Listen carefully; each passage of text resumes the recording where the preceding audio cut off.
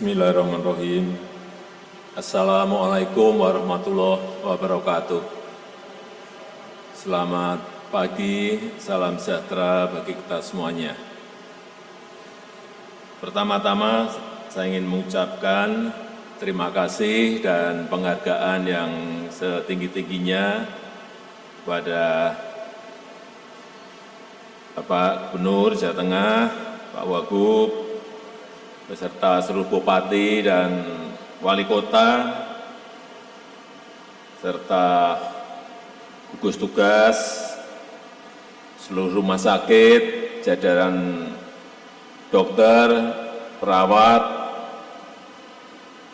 tenaga medis, seluruh relawan, dan juga jajaran Forkompinda, utamanya dari TNI dan Polri yang telah bekerja keras, penuh dedikasi dalam mengendalikan COVID ini. Kita tahu ancaman COVID belum berakhir, ancamannya masih tinggi, kondisinya juga masih berubah-ubah, masih sangat dinamis. Oleh sebab itu, kita harus menjaga jangan sampai muncul gelombang kedua. Jangan sampai muncul second wave. Saya titip, yang kita hadapi ini adalah bukan hanya urusan krisis kesehatan, tetapi juga masalah ekonomi, krisis ekonomi. Karena kalau kita lihat sekarang ini yang namanya demand terganggu, supply terganggu, produksi terganggu.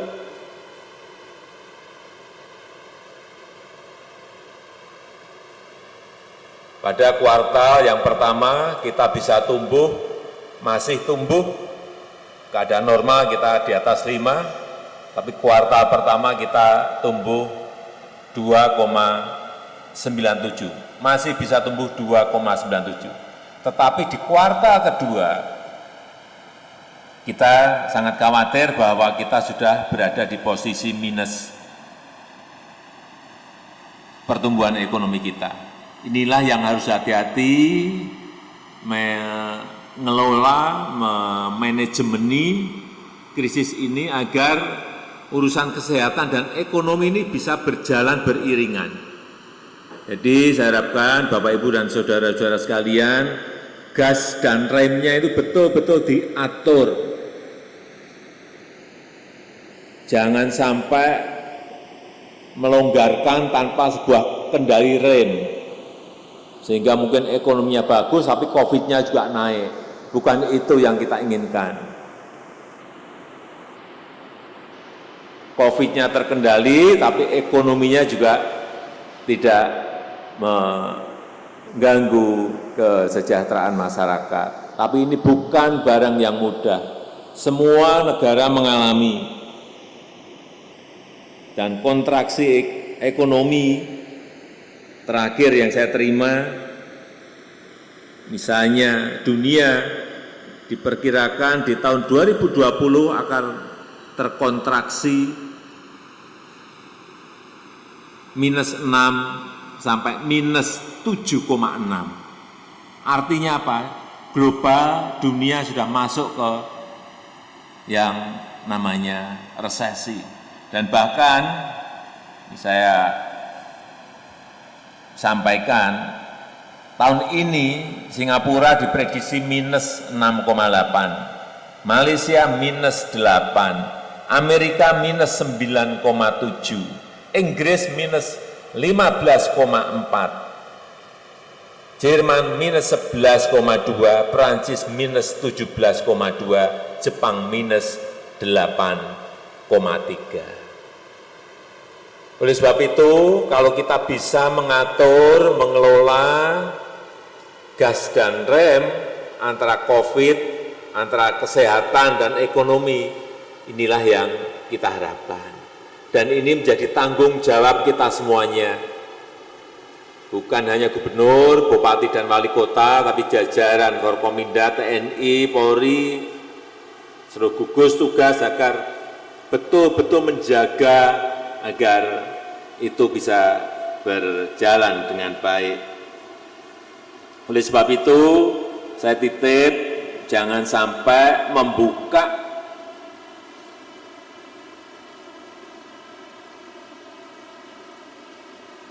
pada tatanan baru new normal, tetapi tidak melalui tahapan-tahapan yang benar. Setiap kita membuat kebijakan, setiap kita membuat policy, betul-betul tolong yang namanya data science itu dipakai. Yang kedua, saran-saran dari para saintis, para pakar juga dipakai. Sehingga dalam memutuskan itu betul-betul tepat sasaran.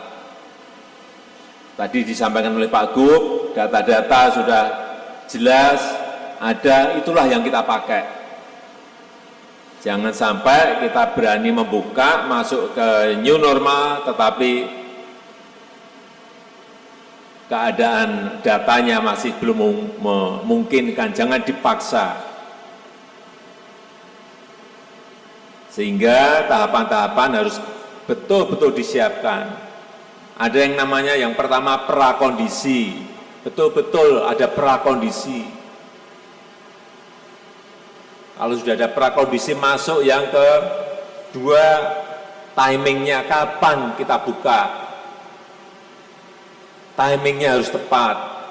Jangan sampai RT-nya masih tinggi, di atas 1, R0-nya masih tinggi, kita sudah berani buka, hati-hati, jangan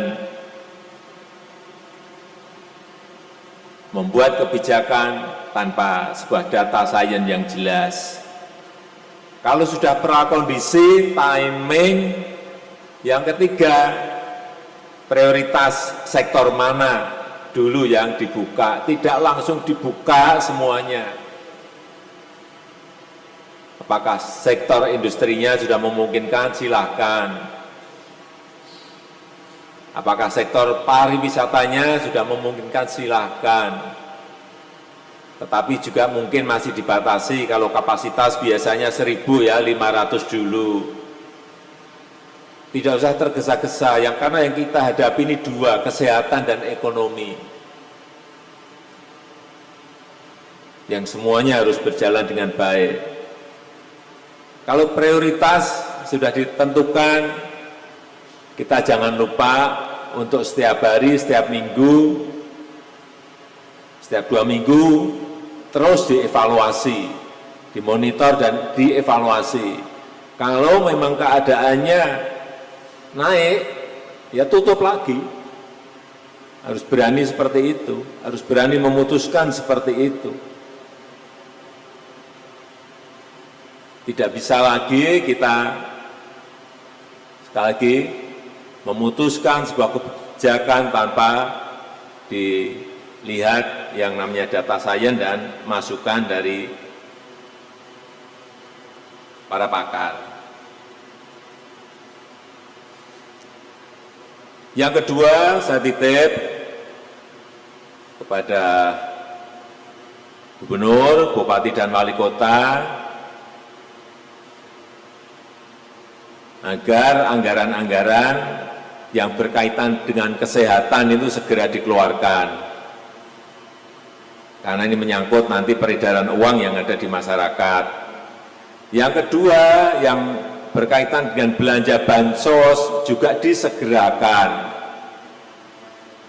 Karena ini penting agar sosial safety net bagi warga kita terpenuhi, terutama yang memang terkena dampak dari COVID ini. Yang ketiga, yang berkaitan dengan stimulus ekonomi, terutama untuk usaha mikro, usaha kecil. Ini betul-betul juga provinsi, kabupaten, dan kota juga harus melihat lapangannya. Anggaran untuk ini juga siapkan. Pemerintah pusat juga menyiapkan, provinsi menyiapkan, kabupaten menyiapkan, kota menyiapkan. Ini berlapis-lapis seperti ini sehingga tidak ada semua yang tercecer. 3 hal ini segera keluarkan dari APBD kita. Sekali lagi agar peredaran uang di masyarakat semakin besar. Saya kemarin sudah saya perintahkan juga minggu kemarin di seluruh kementerian dan lembaga juga agar mengeluarkan belanja-belanja yang ada, dan saya pantau setiap hari. Saya sekarang tahu setiap hari kementerian ini sudah keluar berapa persen, lembaga ini sudah keluar berapa persen. Kalau masih rendah, saya telepon, langsung saya tegur, langsung menterinya atau kepala lembaganya. Karena memang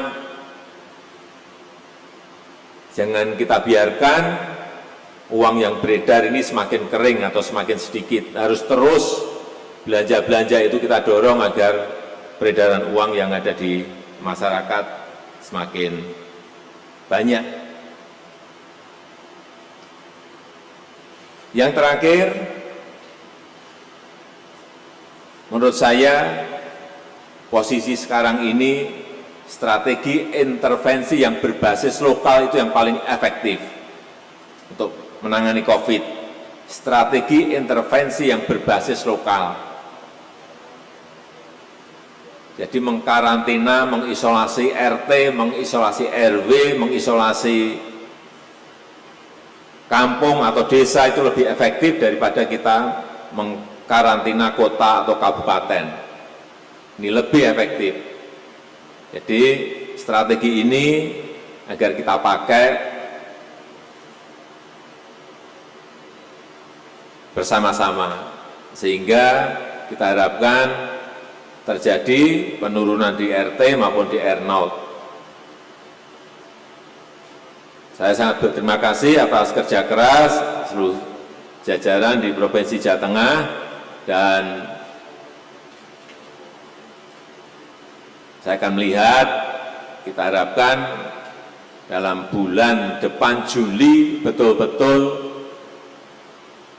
kita semuanya bekerja keras sehingga Jawa Tengah turun dan yang namanya COVID betul-betul bisa hilang, dan insya Allah ekonomi kita bisa merangkak kepada sebuah pertumbuhan yang normal kembali.